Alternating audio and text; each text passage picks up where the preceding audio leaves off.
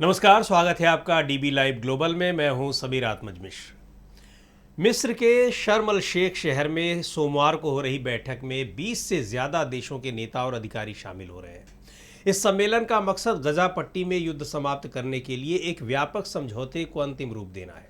सम्मेलन की मेज़बानी मिस्र और अमेरिका संयुक्त रूप से कर रहे हैं। इसका मुख्य मकसद गजा में चल रहे युद्ध को समाप्त करने के लिए किसी अंतिम समझौते तक पहुंचना है। यही नहीं, इसमें गजा में पुनर्निर्माण और इस इलाके में शासन के लिए एक अंतरिम ढांचा स्थापित करने के मुद्दे पर भी बातचीत होनी है। भारत से इस बैठक में भाग लेने के लिए विदेश राज्य मंत्री कीर्तिवर्धन सिंह मिस्र गए हैं। इस सम्मेलन में अमेरिका के राष्ट्रपति डोनाल्ड ट्रंप, ब्रिटेन के प्रधानमंत्री केयर स्टारमर समेत दुनिया भर के तमाम बड़े नेता आ रहे हैं। इनमें संयुक्त राष्ट्र महासचिव एंटोनियो गुटेरेस, फ्रांस के राष्ट्रपति इमैनुअल मैक्रों, जॉर्डन के राजा अब्दुल्ला द्वितीय, तुर्की के राष्ट्रपति रेसेप तैयप अर्दोआन, जर्मनी के चांसलर फ्रेडरिक मर्ज, इटली की प्रधानमंत्री जॉर्जिया मेलोनी जैसे लोग भी शामिल हैं। लेकिन भारत के प्रधानमंत्री नरेंद्र मोदी न्योता मिलने के बाद भी नहीं गए। अपनी जगह उन्होंने विदेश राज्य मंत्री को भेजा है। सवाल उठ रहा है कि आखिर क्या वजह है कि इतनी विदेश यात्राएं करने वाले प्रधानमंत्री मोदी इस महत्वपूर्ण मौके पर नहीं जा रहे हैं, जिसमें अंतर्राष्ट्रीय समुदाय इतना बड़ा फैसला लेने वाला है। प्रधानमंत्री मोदी क्यों नहीं जा रहे हैं, इसकी कोई आधिकारिक वजह तो नहीं बताई गई है, लेकिन ऐसी कई वजहें हैं जिनके चलते प्रधानमंत्री के न जाने की आशंकाएं जताई जा रही हैं। उनमें प्रधानमंत्री की व्यस्तता भी एक महत्वपूर्ण वजह है। बताया जा रहा है कि प्रधानमंत्री मोदी को सम्मेलन में आने का न्योता मिस्र के राष्ट्रपति अब्दुल फतह अल सीसी और अमेरिका के राष्ट्रपति डोनाल्ड ट्रंप ने संयुक्त रूप से दिया था। लेकिन ये निमंत्रण काफ़ी देर से, यानी सम्मेलन से सिर्फ 2 दिन पहले दिया गया। इसके अलावा इसमें जो बातें होनी हैं वो मुख्य रूप से इसराइल और हमास से संबंधित है। लेकिन ये दोनों ही देश इस बैठक में शामिल नहीं हो रहे हैं। इसराइल ने ना आने के पीछे सुरक्षा वजहों का हवाला दिया है, जबकि हमास ने इस समझौते की कुछ शर्तों के कारण इसका बहिष्कार किया है।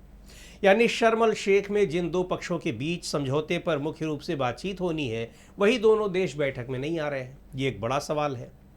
जानकारों का यह भी कहना है कि जिस हड़बड़ी में प्रधानमंत्री मोदी को इनविटेशन दिया गया है वो कूटनीति और प्रोटोकॉल के लिहाज से भी सही नहीं है। वहीं भारत और अमेरिका के बीच टैरिफ को लेकर भी बातचीत जारी है। दोनों देशों के बीच संबंधों में आए तनाव के पीछे ये एक बड़ी वजह है। ये अलग बात है कि प्रधानमंत्री नरेंद्र मोदी और अमेरिकी राष्ट्रपति ट्रंप के बीच काफ़ी अच्छे संबंध माने जाते हैं। दोनों नेता एक दूसरे को अपना मित्र कहकर भी संबोधित करते रहे हैं। लेकिन ट्रंप के दूसरी बार अमेरिकी राष्ट्रपति बनने के बाद इन संबंधों के अच्छे होने पर भी सवाल खड़े किए जा रहे हैं। न सिर्फ टैरिफ की वजह से, बल्कि पहलगाम हमले के बाद ऑपरेशन सिंदूर और पाकिस्तान के साथ शुरू हुए युद्ध को ख़त्म कराने को लेकर ट्रंप बार बार जो दावे कर रहे हैं, मोदी उससे भी सहज नहीं है। यह अलग बात है कि भारत ने कभी भी ट्रंप के दावों की पुष्टि नहीं की, लेकिन यह भी सही है कि प्रधानमंत्री मोदी ने ट्रंप के दावों को सीधे तौर पर कभी खारिज भी नहीं किया है। यानी ट्रंप के एक तरफा दावे ने प्रधानमंत्री मोदी और ट्रंप के बीच दूरियां बढ़ाई हैं। यही नहीं, पिछले दिनों भारत और अमेरिका के बीच टैरिफ के मुद्दे पर बातचीत के दौरान ट्रंप ने अचानक H-1B वीज़ा की फीस कई गुना बढ़ाकर $1 लाख कर दी।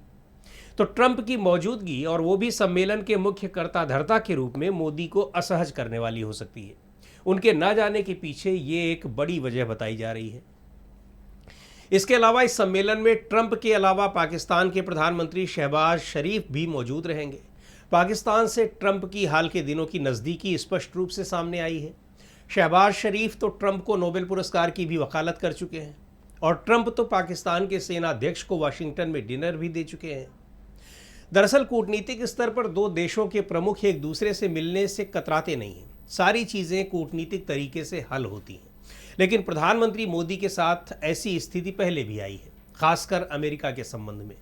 हालांकि भारत ने अपने प्रतिनिधि के तौर पर विदेश राज्य मंत्री को भेजकर यह संदेश भी दे दिया है कि वो मध्य पूर्व में शांति और सुरक्षा को लेकर गंभीर है और इसका समर्थन करता है, भले ही तमाम राष्ट्राध्यक्षों की मौजूदगी के बावजूद प्रधानमंत्री मोदी खुद वहां न जा रहे हों। यह सम्मेलन मिस्र के शहर शर्म अल शेख में आयोजित हो रहा है। शर्म अल शेख मिस्र के सिनाई प्रायद्वीप के दक्षिणी कोने में स्थित एक समुद्र तटीय शहर है। यूरोपीय और मिस्र के पर्यटकों के बीच ये शहर छुट्टियां मनाने के लिए भी काफ़ी लोकप्रिय है। ये दुनिया भर में मशहूर एक रिसॉर्ट शहर है जिसे अंतर्राष्ट्रीय बैठकों के लिए जाना जाता है। इसमें अरब लीग की बैठकों के अलावा 2022 का विश्व जलवायु सम्मेलन भी हुआ था। इसके अलावा अरब इसराइल वार्ताओं के कई दौर की बैठकें भी यहाँ हो चुकी हैं।